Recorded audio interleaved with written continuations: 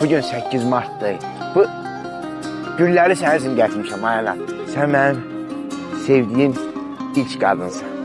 Bir övlad üçün ən ağır şey anasının məzarı ilə danışmaqdır. Ana, zəhər gizlənibmiş başımın altda. Bir dərya var imiş qaşımın altda. Yastıq daşa dönür başımın altda.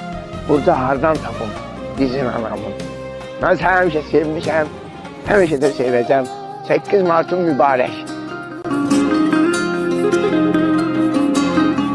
Bugün 8 Mart'dır. Bu gülləri sənin gətirmişim Ayla. Sən mən sevdim ilk qadınsın. Bir övlad sən ağırsın. Anasının məzarı ilə danışmaq. Ana.